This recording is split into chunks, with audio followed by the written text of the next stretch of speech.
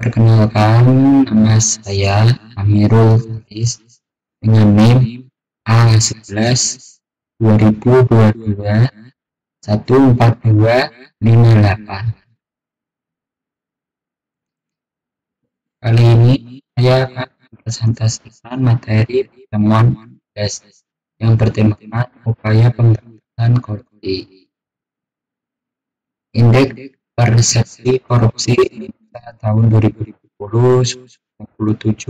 urutan 112 di 180 negara.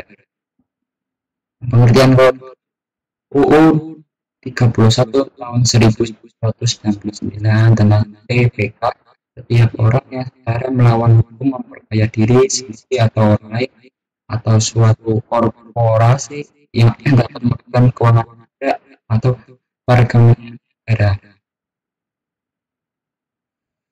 Untuk korupsi bisa meliputi dengan merugikan keuangan negara, suap, gratifikasi, penggelapan jabatan, kekerasan, perbuatan curang, konflik kepentingan. Setiap negara mempunyai undang-undang yang berbeda terkait dengan tindak pidana korupsi.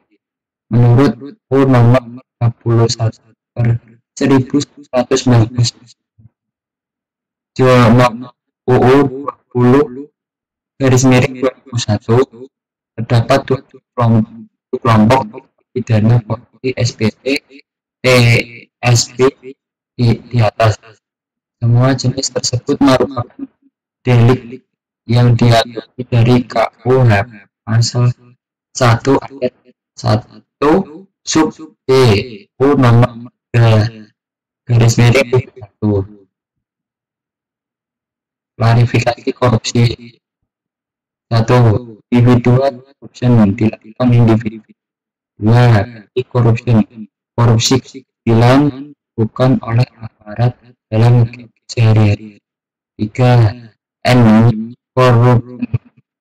Korupsi sudah terintegrasi dalam sistem ekonomi, sosial, politik di masyarakat. Korupsi sudah menjadi budaya corruption kultur. 4. Grand korupsi dilakukan para pengambil dan untuk menguntungkan sendiri atau lain. Area potensi korupsi. 1. Pengawasan negara. A. Konspiratif dengan pihak tertentu untuk melakukan kegiatan fiktif titip anggaran. B. Markup satuan biaya kegiatan atau volume. C. Markdown pendapatan daerah. D. Memasukkan tipe pengeluaran. E. Buat SPC palsu kegiatan fiktif. F. Memasukkan tanda tangan honor hadir dan sebagainya. G. Membuat laporan fiktif. 2. Pengadaan barang atau jasa. A. Menekan panitia atau memenangkan tekanan tertentu. B. Volume barang atau jasa tidak sesuai PK atau C. Spesifikasi barang atau jasa tidak SPK atau KEK. D. SPK atau dimenangkan oleh rekanan, B. dikerjakan oleh internasional atau oknum. E. Menerima hadiah atau B. dari rekanan. F. Memahalkan PS atau nota pembelian. G. Melibatkan famili atau teman sejawat dalam pengadaan barang. E. Meminta bagian dari rekanan. I. Mengutip tambahan. C. Membuat laporan ke fisik palsu. Perkenalkan, nama saya Muhammad Gani dengan NIM A11 2022 14223. Di sini ada area potensi korupsi, salah satunya pengelolaan barang daerah seperti pencatatan aset tidak wajar, pemeliharaan atas barang fiktif, dan penyerobotan atau pengakuan penghilangan aset oleh oknum seperti pejabat secara sengaja menggunakan aset untuk kepentingan pribadi. Lanjut, ada pelayanan publik seperti masih adanya praktek pungli dan masih adanya gratifikasi. Dan lanjut, seperti ada pelayanan yang tidak prima pada PTSP dan perizinan yang tidak transparan. Ini untuk pelaku korupsi tahun 2004 sampai 2020. Di sini terdapat banyak anggota swasta dengan nomor 1 dengan anggota yang terkena 329 orang, disusul oleh anggota DPR atau DPRD.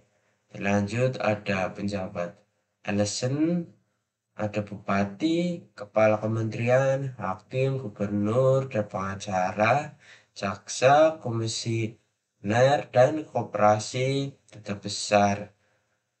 Ada polisi dengan jumlah terdikit dengan 2 orang.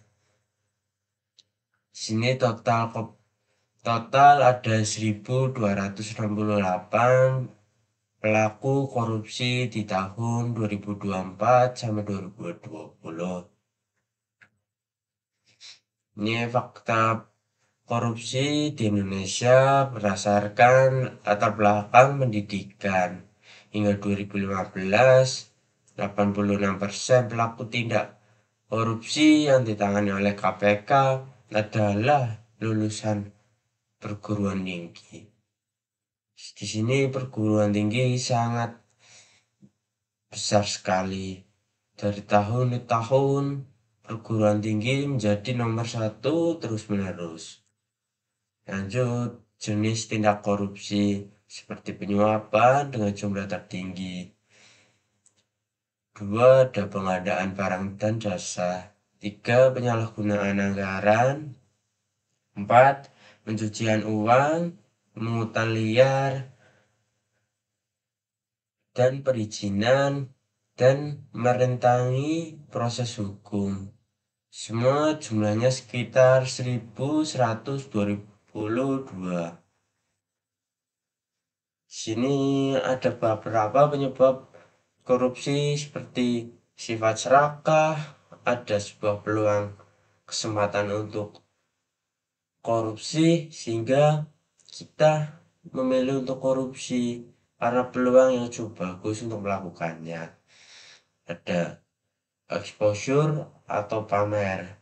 Di sini karena tuntutan atau gaya hidup ingin terlihat mewah, atau antara lain tekanan ekonomi seperti kebutuhan untuk hidup.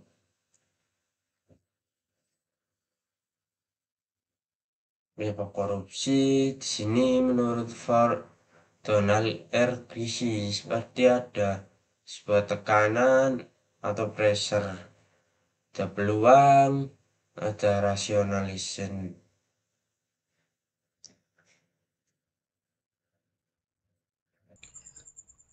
Assalamualaikum warahmatullahi wabarakatuh. Perkenalkan, nama saya Agnaryusa Desaputra, NIM A11 2022 14199. Di sini saya akan mempresentasikan tugas Pancasila, pendidikan Pancasila. Melanjutkan presentasi teman saya. Setelah itu ada teori Kierkegaard, yang dimana C sama dengan M plus D min A. C sebagai korupsi atau corruption, M monopoly of power, D discretion of official, A accountability. Menurut Robert Kierkegaard, monopoli kekuatan dan tingginya kekuasaan yang dimiliki seseorang atau discretion of official, tanpa pertanggungjawaban accountability, dan tanpa ada pengawasan menyebabkan orang melakukan korupsi. Selanjutnya untuk dampak korupsi. Dampak korupsi di sini dampak korupsi terjadi 7 bagian. Yang pertama, inefisiensi dalam penyelenggaraan negara. 2, kenaikan biaya administrasi. 3, mengurangi kuantitas dan kualitas hasil pembangunan. 4, pelayanan publik menurun. 5, menurunkan martabat aparat birokrasi. 6, ketidakpercayaan masyarakat terhadap birokrasi. 7, ketimpangan dalam pendapatan, dalam kurung kaya sampai miskin.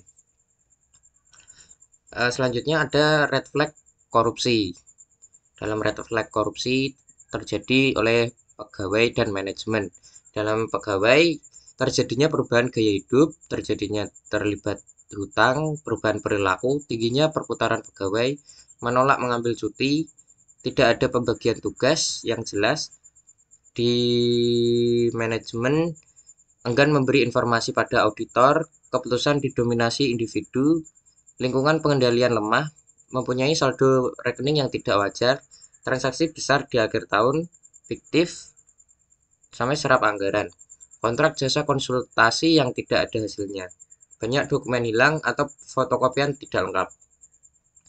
Selanjutnya, semangat melawan korupsi. Semangat melawan korupsi terbagi dari 6 bagian. Yang pertama, korupsi musuh kita bersama, menjadi mindset yang harus dimiliki setiap individu. Individu berintegritas berani menolak korupsi. Pemimpin role model berintegritas. Virus influence bagi kelompok dan lembaga. Terakhir, semangat melawan korupsi MJD gerakan. Untuk upaya pemberantasan korupsi terjadi dari penerapan penegakan hukum konsisten dan adil, ke aparat birokrasi, regulasi, sama ke aparat birokrasi, pendidikan anti korupsi integritas, sama ke aparat birokrasi, menuju ke ASN berintegritas. Selanjutnya ada integritas mencegah korupsi. Mungkin akan dilanjutkan oleh teman saya. Saya Hilmi Askia dengan NIM 14733. Saya akan menyampaikan poin materi mengenai integritas mencegah korupsi. Di sini ada sumpah jabatan perkara PKN nomor 7 tahun 2017 yang berbunyi, demi Allah saya bersumpah bahwa saya dalam menjalankan tugas jabatan akan menjunjung etika jabatan, bekerja dengan sebaik-baiknya dan penuh tanggung jawab. Bahwa saya akan menjaga integritas, tidak menyalahgunakan kewenang, serta menghindari dari perbuatan tercela. Untuk slide selanjutnya, di sini ada suatu konsep berkaitan dengan konsistensi dalam tindakan-tindakan, nilai-nilai, metode-metode, dan berbagai hal yang dihasilkan. Berintegritas sering diartikan sebagai pribadi yang jujur dan memiliki karakter kuat. 1. Bersatunya antara kejujuran, 2. Konsisten, dan 3. Keberanian untuk melakukan tindakan benar tanpa kompromi. Dan di sini ada 3 poin, pribadi yang berintegritas menjalankan aktivitas dengan benar selaras dengan keyakinan atau belief, diucapkan, say, dan dijalankan, ouch. Dan di sini juga ada 3 poin, 1 kejujuran, 2 konsistensi, dan 3 keberanian. Yang pertama, kejujuran, dimensi potensi integritas yang menunjukkan aspek komponen integritas pada kesadaran kebenaran dalam sikap kejujuran yang terdiri dari aspek empati atau empati, tidak mudah untuk menuduh orang lain bersalah atau lack of the blame, dan rendah hati, humility. 2. Konsistensi, dimensi potensi integritas yang menunjukkan komponen integritas pada konsistensi dalam perbuatan yang terdiri dari aspek pengadilan emosi atau emotional mastery, accountable, dan fokus menyeluruh atau focus on the whole. Dan poin ketiga, di sini ada keberanian. Komponen integritas pada keberanian menegakkan kebenaran secara terbuka yang terdiri dari aspek keberanian atau truth dan kepercayaan diri atau self-confidence, berani menyampaikan sesuatu yang benar, benar berarti sudah sesuai aturan dan nilai. Di sini ada 9 nilai integritas. Yang pertama jujur, peduli, disiplin, tanggung jawab, mandiri, kerja keras, adil, berani, dan sederhana. Dan di sini juga ada pembangunan komponen integritas atau KPKRI. Poin pertama, proses internalisasi integritas sebagai upaya menghasilkan integritas pribadi yang tinggi melalui berbagai strategi dan teknik internalisasi. Poin nomor 2, proses pembangunan integritas sebagai upaya menjaga organisasi berintegritas oleh kumpulan individu yang berintegritas tinggi. Poin ketiga ada proses penyelarasan atau sinergi pilar sebagai upaya untuk terjadinya sinergi dari berbagai K atau L atau O atau P pada setiap sasaran atau pilar sehingga terbentuknya integritas pilar. Dan poin terakhir ada proses penyelarasan atau sinergi pilar sebagai upaya untuk terjadinya sinergi dari berbagai K atau L atau O atau P pada setiap sasaran atau pilar sehingga terbentuk integritas pilar. Dan poin materi selanjutnya akan dibacakan oleh teman saya. Nasional. Yang pertama ada input, proses, output, outcomes, impact. Selanjutnya ada integrasi pasar, lalu sinergi antar pilar, lalu integrasi nasional. Selanjutnya ada integrasi nasional, energi organisasi dalam pilar, lalu integrasi individu, bangun integrasi organisasi, value, dan internalisasi atau tunas integrasi. Selanjutnya ada komponen sistem integrasi. 1. Seleksi dan keteladanan pemimpin. 2. Kode etik dan kode perilaku. 3. Analisis resiko terhadap integrasi. 4. Peran pengawasan internal, lalu pengolahan gratifikasi dan hadiah. 6. Revitalisasi laporan harta kekayaan. 7. Whistleblower system. 8. Evaluasi eksternal integrasi. Selanjutnya ada post employment. 10. Pengungkapan isu dan uji integras. Selanjutnya ada sistem dan kebijakan SDM. Lalu ada akuntabilitas keuangan dan kinerja. Lalu ada pengadaan dan kontrak barang atau jasa, kehandalan SOP, keterbukaan informasi publik, dan pengolahan aset. Selanjutnya ada peran penting integritas. Integritas memegang peran penting bagi generasi muda untuk mewujudkan moral bangsa dan menciptakan pemimpin yang anti korupsi. Salah satu upaya ke depan untuk mencegah korupsi adalah menanamkan nilai-nilai integritas kepada generasi muda. Selanjutnya ada pendidikan atau praktik anti korupsi menghasilkan ASN berintegrasi. Hati-hati dalam berkata, dapat memegang perkataan, jujur dalam bekerja, taat pada aturan, siap bertanggung jawab. Tips 4. Nomor 1 ada menolak suap, menolak menerima fee dari rekanan, menolak menerima gratifikasi atau hadiah yang tidak patut atau tidak wajar, menolak fasilitas dinas yang terlalu mewah. Selalu berusaha, tidak ada kata menyerah. Terima kasih.